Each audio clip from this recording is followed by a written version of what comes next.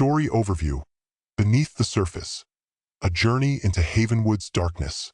In the autumn of 1989, the sprawling landscapes of rural Pennsylvania become the unsettling stage for the hum of Interstate 80, a story that delves into the heart of American anxieties and the enduring power of the past. Sarah, a bright and ambitious journalism student, and Mark, her pragmatic, engineering-minded friend, find their lives irrevocably altered by a phenomenon that defies logical explanation. A low, pervasive hum resonating throughout the area surrounding the monotonous stretch of Interstate 80. Sarah's initial curiosity is piqued during a late-night drive. The hum, initially dismissed as road noise, soon morphs into something far more sinister, a psychic vibration that burrows its way into her consciousness.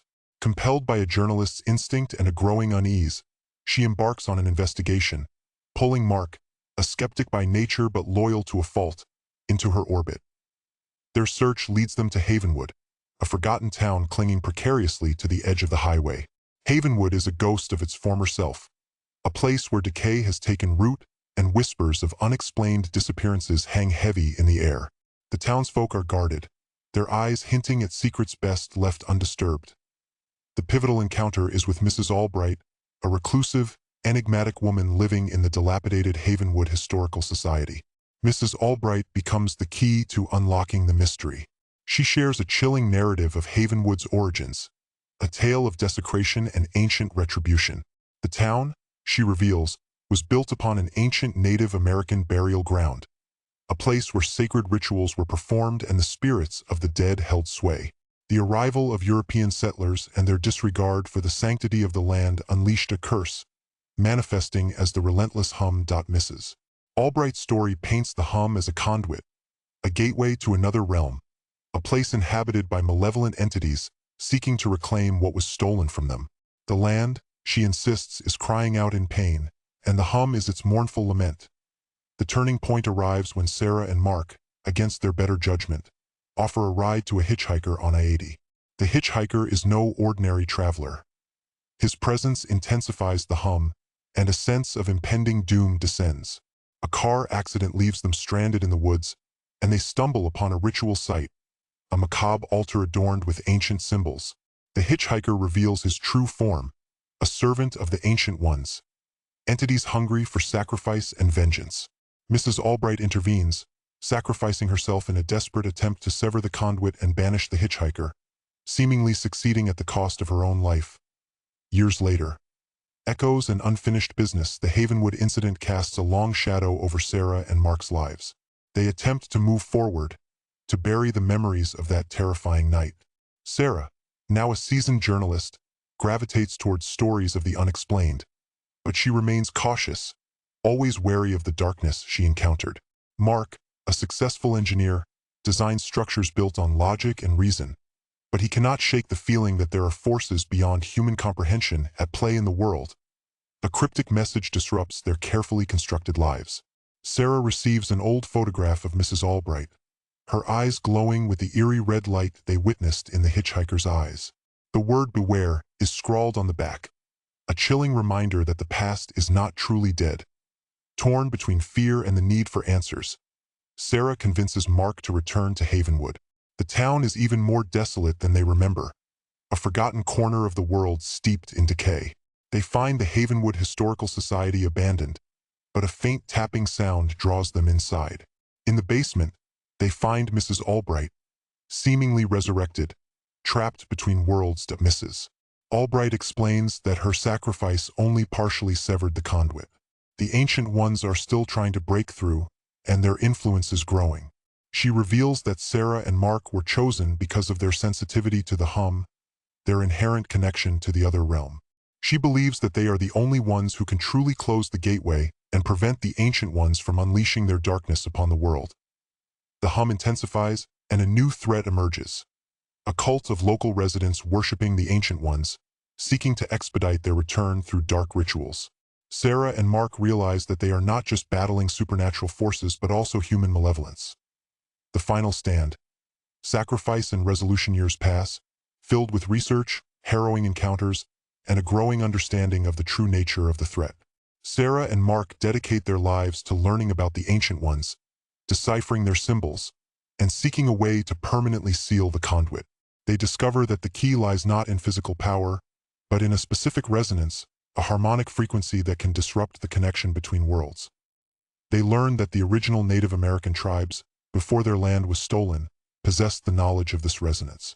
They had created a series of sonic resonators, carefully placed stones that, when activated in unison, could create a shield against the ancient ones.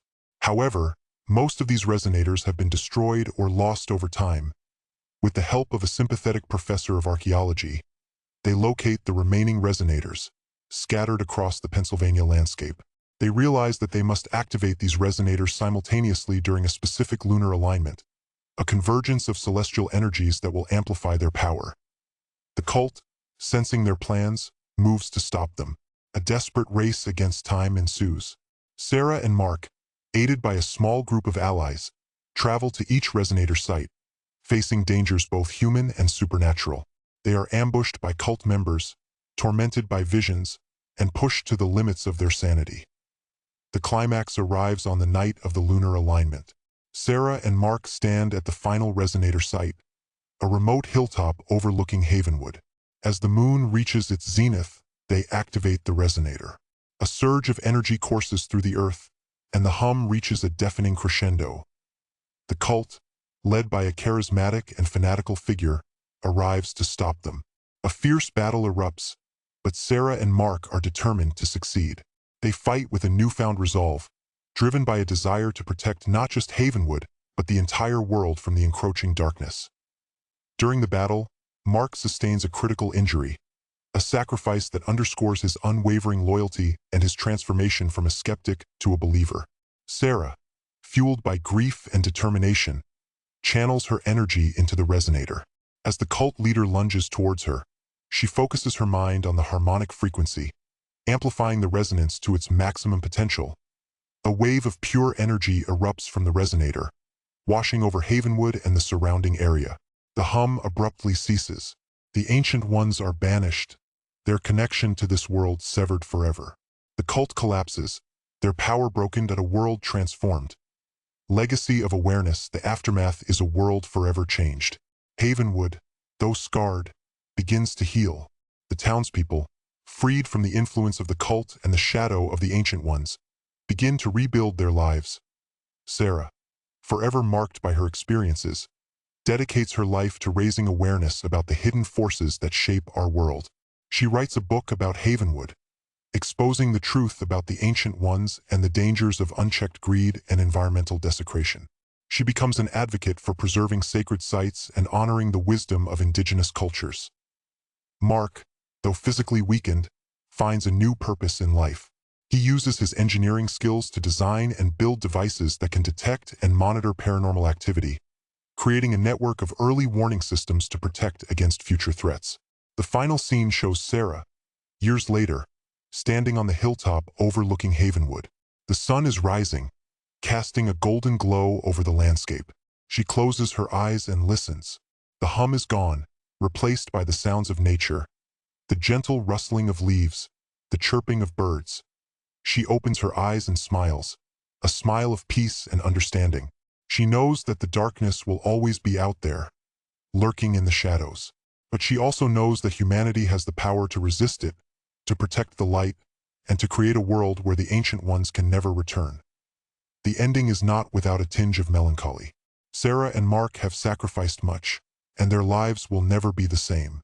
But they have found meaning in their struggle, and they have left a legacy of awareness, a warning to future generations to respect the sacred, to heed the whispers of the earth, and to never underestimate the power of the unseen. The significance lies in the recognition that the true monsters are not always supernatural beings, but rather the destructive forces within ourselves: greed, ignorance, and a disregard for the delicate balance of nature. The hum of Interstate 80 becomes a cautionary tale, a reminder that the choices we make today will determine the world we inherit tomorrow. It shows that even from the darkest experiences, a sense of purpose, hope, and meaning can come. End chapter. The hum of Interstate 80.